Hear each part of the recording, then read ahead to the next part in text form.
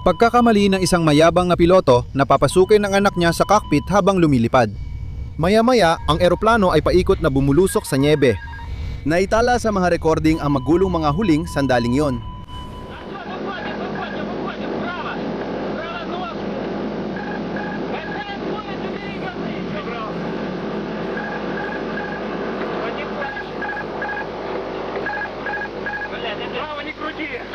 Walang naging problema sa eroplano sa pag-alis. Kaya ano kaya ang naging dahilan ng biglaang trahedyang pagbagsak? Alas 1:40 ng hapon, lumipat ang Aeroflot Flight Su-573 mula sa paliparan ng Sheremetyevo sa Moscow. Makalipas ang ilang sandali, ang eroplano ay naging mahina na lang na bakas ng mga ilaw na unti-unting naglalaho sa kalayuan. Lumipad dito pasilangan patungo sa huling destinasyon nito, Hong Kong. Habang bumibiyahe, iniulat ng crew ang kanilang lokasyon sa Novokuznets Air Traffic Control Center habang nasa 34,000 talampakan sa Siberia.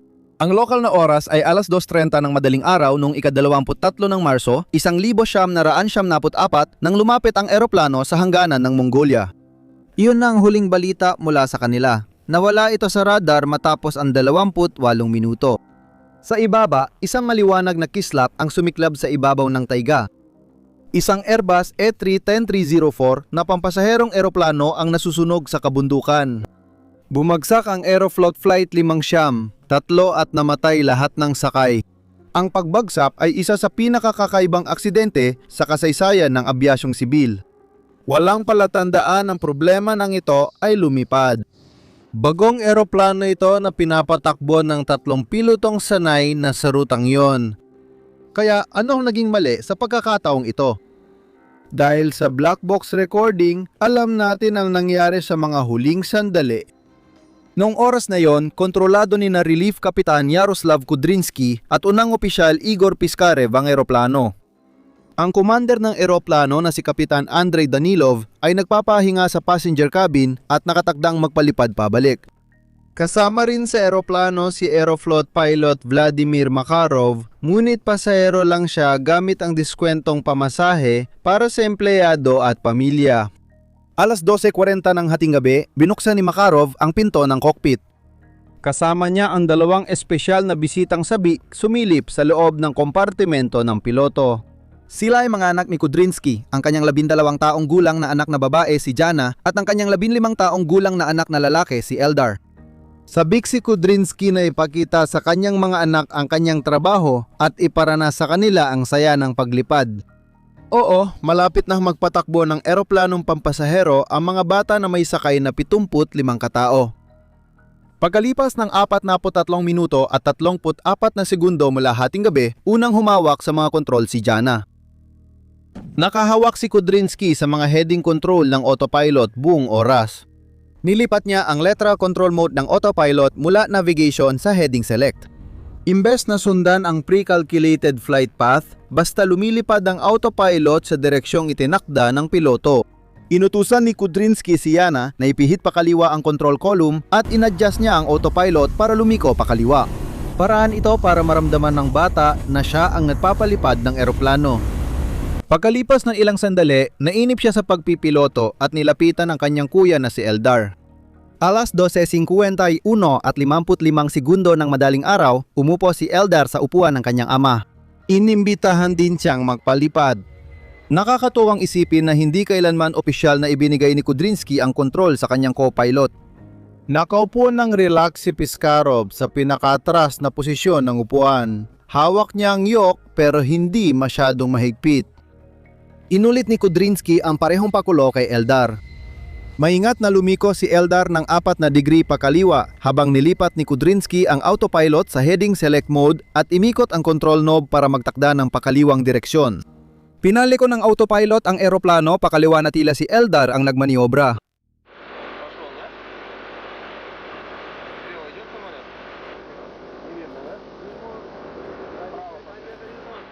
Matapos tumagilid ng 21 degree pakaliwa ang eroplano, inutusan ni Kudrinsky ang anak niya na lumiko pakanan. Muli, inikot ng piloto ang control knob pakanan nang hindi nakikita ng binatilyo. Sa puntong yon, ibinalik ni Kudrinsky ang lateral control mode ng autopilot sa navigation kaya bumalik ang eroplano sa ruta. Naantala sandali ang maikling pagsasanay ni Eldar sa pagpapalipad ng paulit-ulit na may itinatanong si Jana sa ama niya.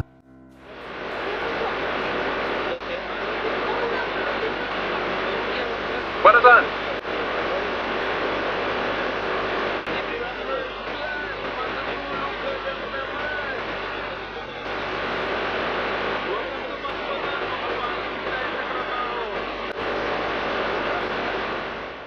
limampu't-limang minuto at 36 na segundo makalipas ang hating gabi, nagtatalo si Kudrinski at ang anak niya nang inistorbo sila ni Eldar ng tanong na ikinagulo ng lahat sa cockpit. Biglang kumiling pa kanan ng eroplano. Itong namili ko. Oo. Pero bakit nga ba? Hindi ko alam. Nawala ba ang ruta natin? Pumapasok ito sa isang ruta. Sa tingin mo? Nawala ang paunang nakalkulang ruta papuntang Hong Kong mula sa flight management display. Sa halip, ipinakita nito ang palatandaan ng holding area, isang saradong kurbang linya sa unahan ng simbolo ng eroplano. Sa aviation, ang holding pattern ay manyobrang pagpapaliban ng eroplano habang nasa himpapawid sa particular na airspace. Ginagamit ito kapag nasa destinasyon ng eroplano pero hindi pa pwedeng lumapag. Gayunpaman, ang Flight 593 ay malayo pa sa dulo ng ruta nito at wala namang mga paliparan sa paligid. Ang tatlong piloto, kabilang si Makarov na nasa cockpit pa rin, ay abalang-abala sa kakaibang kilos ng eroplano kaya hindi nila napansin na kumiling ito pakanan ng higit sa 45 degree. Pagkatapos, bigla na lang, nagsimulang bumilis ang eroplano ng kusa, tumaas ang G-forces sa loob at napadikit ang mga crew sa kanilang mga upuan hanggang sa hindi na sila makagalaw. Si Kudrinski na hindi makabalik sa upuan ay nagbigay na lang ng tagubilin sa anak niya. Si Hiskarev, ang co-pilot, ay nakaatras pa rin ng todo ang upuan niya kaya halos hindi niya maabot ang control column. Sa gitna ng kaguluhan, nagbigay ng magkaibang utos kay Eldar ang dalawang piloto. Patuloy na kumiling ang eroplano hanggang umabot sa delikadong 70 degree na pagkakiling. Lumilipad itong nakatagilid. Hawakan mo ang control, hawakan mo. Ang bilis, lumiko ka sa kabila, sa kabila. Kumaliwa ka. Kumanan ka. Ayun. Biglang tumunog ang altitude alert na nagbabala na nagsimulang mag-stall ang eroplano, ibig sabihin ay biglang bumaba ang lift. Nangyayari ito kapag ang anggulo ng pakpak sa direksyon ng hangin ay lumampas sa critical na punto. Sa puntong ito, hindi na nakakalika ng lift ang mga pakpak kaya bumababa ang eroplano. Kaliwa, sa kanan. Sa kanan? Hindi mo ba nakikita o ano? Kumanan ka, sa kanan. Brava! Pumasok sa spiral ang eroplano, mabilis na bumabagsak.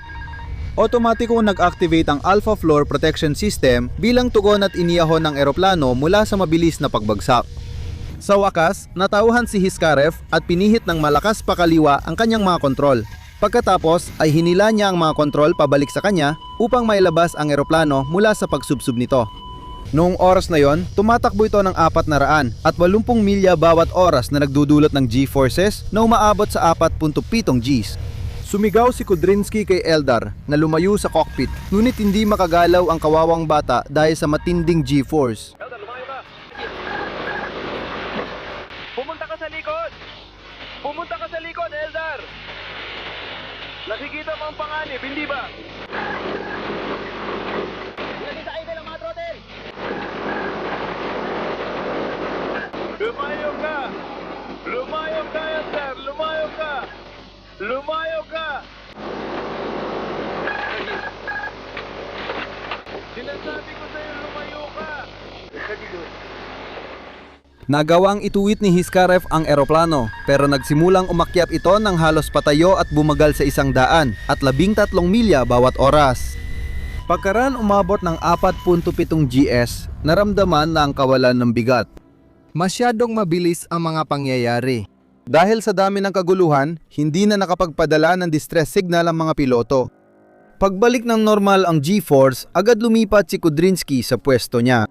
Tumakbo si Eldar mula sa upuan ng kapitan, pero natapakan niya ang rudder pedal kaya biglang lumiko pakanan ng eroplano. Matapos gawin ni Piskarov ang isang matinding liko pakaliwa para salungatin ang pag-ihis ng eroplano, nag-stall ang eroplano, umikot at tumaob ng pabaliktad. Muli, mabilis itong bumaba na halos tuwirang nakaturo pababa ang ilong ng eroplano. Mas mabilis umikot ang mga karayom ng altimeter kaysa sa kayang basahin ng mga piloto. Ginagawa ni Kudrynsky at Piskarov ang lahat ng kanilang makakaya at nalalaman upang mailigtas ang eroplano mula sa malayang pagbagsak. Buwang lakas! Buwang lakas! Buwang lakas! Dinagdagan ko ang power, ginawa ko na! Buwang lakas! Nagawa ko na! Buwang lakas na! Dinagdagan ko ang power, nagawa ko na! Anong bilis? Hindi ko na! Ayan, ayan! Buwang lakas!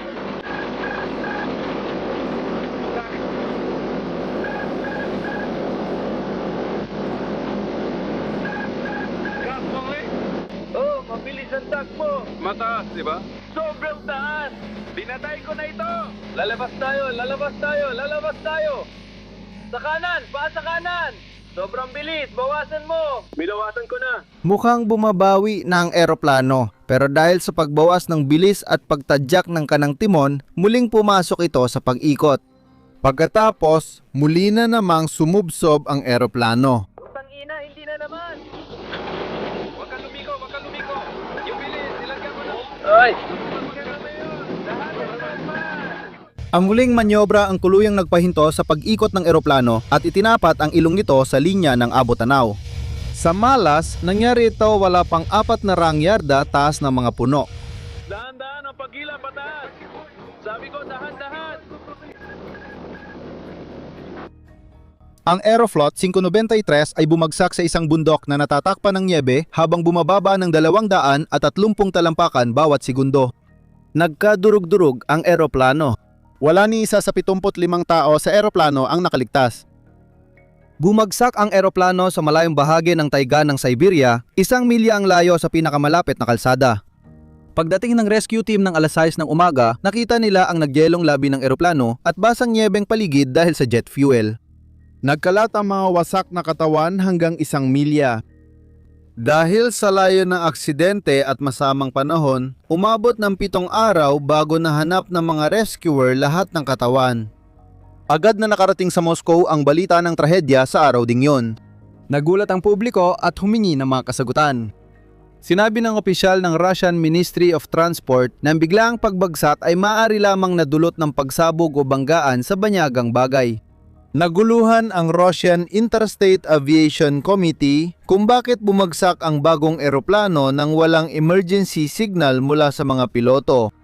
Nang mangyari ang sakuna, 2 taon at kalahati pa lang ang eroplano malayo sa karaniwang buhay serbisyo na 30 taon.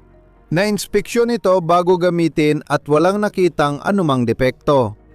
Mula nang mapasama ito sa fleet ng Aeroflot, ang Airbus A310-304 na may rehistrasyon na Foxtrot Oscar Golf Quebec Sierra ay nakumpleto ang 8,846 na flight cycle at nakapagtala ng 5,375 oras ng paglipad ng eroplano. Karamihan nito ay mula Moscow patungong Hong Kong. Nang lumipad ito mula sa paliparan ng Sheremetyevo, mayroon itong 12 crew members at 63 pasahero sa loob na 3 beses na mas kaunti kaysa sa buong kapasidad ng kabina. Ang mga piloto na nagpalipad ng eroplano ay mga bihasang crew members. Sa kabuuan, meron silang higit sa 14,000 oras ng paglipad. Gayunpaman, mayroon lang silang 1,350 oras ng paglipad sa A310 na pinagsama. Dapat tandaan na bago ang A310, hindi pa nakapagpalipad ng eroplanong kanluranin ang 3 piloto. Nakuha nila ang karanasan sa paglipad gamit ang mas simple Soviet na eroplano kaysa sa kanluranin. Noong unang bahagi ng mga 90, malaking technological na pag-unlad ang mga abanteng sistema ng Airbus para sa mga pilotong Ruso na kailangan pa nilang pag-aralan at sanayin. Ganon din ang 3 piloto sa Flight 573. Iyon ang naging pangunahing dahilan na nagdulot ng aksidente. Di tulad ng Soviet na eroplano, pwedeng i-disengage ng hiwalay ang vertical at lateral autopilot channels ng Western pampasaherong eroplano nang hindi naapektuhan ang isa't isa. Kadalasan, hindi ginagamit ang tampok na ito maliban kung biglang lumihis ang eroplanong naka-autopilot sa paunang nakalkulang ruta. Dahil sa iyo, madaling makokontrol ng piloto ang eroplano kaysa abutin pa ang autopilot disconnect button. Sa kasamaang palad, ganito nagsimula ang trahedya sa Flight 593. Habang hawak ni Eldar ang yoke sa kanyang mga kamay, pinatagilid ng kanyang ama ang eroplano sa pamamagitan ng pag-adjust ng autopilot sa heading select mode. Gayunpaman, nang ibalik ni Kudrynsky ang autopilot sa navigation mode, patuloy na hinawakan ni Eldar at Piskarov ang control column pakanan. Ininterpret ng sistema ang aksyon bilang pagtatangkang kunin ng piloto ang kontrol, kaya pinatay nito ang lateral channel ng autopilot, ngunit pinanatili ang kontrol sa ibang flight systems. Problema rito, kapag isang channel lang ang nadiskonekta, walang visual o audio na babala ng autopilot disconnect. Hindi napansin ni Kudrynsky at Piskarov na nakadisengage na ang lateral channel ng autopilot. Noong sandaling yon, si Eldar ang lumilipad ng eroplano kasama si Piskarov. Nang iniikot niya pakanan ang control rod, nagsimulang tumagilid pakanan ang eroplano. Dahil tuloy-tuloy ang pagliko, lumabas sa screen na parang holding pattern ng 180 degree na ruta ng paglipad. Nagdulot ito ng 9 na segundong kalituhan sa mga piloto at ang eroplano ay tumagilid ng higit 45 hanggang halos 70 degree. Dahil sa sobrang tari ng tagilid na lampas sa disenyo ng eroplano, mabilis itong gumaba. Na-activate nito ang vertical channel ng autopilot na nakaset panatilihin ng altitude na 34,000 talampakan. Ang autopilot na hindi na kumukontrol sa mga aileron ay gumamit ng iba pang mga kontrol para makabawi, tinaas ang ilong ng eroplano at pinyataas ang lakas ng makina kaya tumaas ang G-force sa eroplano. Habang tinaas ang ilong ng eroplano, lumampas ito sa normal na anggulo ng pag-atake kaya hindi na maayos dumaloy ang hangin sa pakpak. Nawala sa mga pakpak ang kakayahan nilang magbigay ng lift at ang eroplano ay nagstall at nagsimulang bumagsak pababa sa lupa. Hindi na kinaya ng autopilot at tuluyang nag-disengage. May ikalawa at mas malaking ilaw na sumindi bilang alerto sa mga piloto na tuluyan ng nag-disengage at sa pagkakataong ito, napansin nila ito. Nangyari lahat sa loob ng 1 minuto at walang kamalay-malay ang 2 piloto sa nangyari sa kanila. Nahila ni Piskarov ang eroplano mula sa pagbulusok gamit ang automated protection system pero nakagawa siya pagkatapos ng isang nakamamatay na pagkakamali. Sobrang pagwawasto niya ay halos patayo umakyat ang eroplano. Bumagal ang eroplano sa bilis na sobrang mababa para mapanatili ang paglipad, nagkaroon ulit ng stall at bumagsak mula sa himpapawid sa isang paikot na pagbulusok. Nang naituwid ng mga piloto ang mga pakpak, masyado nang mababa ang altitude para makabawi. Kaya ang inaasang masayang oras ng pamilya ay nauwi sa isang trahedya. Para maging mas kakaiba pa ang trahedya, kung sina Eldar at Piskarov ay binitiwan lang ang mga kontrol sa simula, sana ay naibalik ng autopilot ang tuwid at ligtas na paglipad at naiwasan ang aksidente. Noong ika-3 ng Hunyo, 1974, isang opisyal ng Interstate Aviation Committee na lumahok sa investigasyon ang nagsabi ng pagbagsak ng Aeroflot Flight 593 ay dulot ng maling aksyon ng crew na hindi sumunod sa tamang operasyon ng eroplano. Una, itinanggi ng Aeroflot na may mga bata sa cockpit at nagpalipad ng eroplano. Nang lumabas sa media ang voice recording, naging malinaw kung paano bumagsak ang eroplano. Noong Nobyembre, 16 bago lumabas ang opisyal na resulta, sinabi ng Deputy Head ng Interstate Aviation Committee na ang trahedya ay nangyari dahil nasa loob ng cockpit ang anak na babae at lalaki ng crew commander at ang kanilang ginawa pati ng hindi magkakatugmang reaksyon ng mga piloto ang sanhi ng sakuna. Binanggit sa ulat ng investigasyon na walang autopilot declutch warning ang Airbus A320 na kailangan ayon sa internasyonal na pamantayan. Kung mayroon nito, sana na-detect agad ng crew ang disengage ng autopilot at nailigtas ang eroplano. Matapos ang pagbagsak, nabawasan ng halos 30% ang potensyal na pasahero ng Aeroflot. Inalis ng kumpanya ang natitirang Airbus A320 at pinalitan ng mga Soviet na Ilyushin na eroplano. Kinansela ang long distance na biyahe maliban sa mga kumikitang ruta papuntang Singapore at Sydney. Nagkaroon ng kasong kriminal dahil sa sakuna, ngunit itinigil ito dahil namatay sa aksidente ang lahat ng inakusahan. Batay sa internasyonal na pamantayan, nagbigay ang Aeroflot ng $20,000 kada biktima at $20 kada kilo ng bagahe bilang kompensasyon. Dagdag pa rito, bilang paggalang sa mga pasahero at tripulante, binago ng eroplano ang flight number mula SU-573 sa SU-212. Ang pagkawala ng 75 buhay sa pagbagsak ng Aeroflot Flight 5 na 3 ay nagsisilbing babala na minsan, isang saglit lang ng kapabayaan ay maaring magdulot ng sakuna.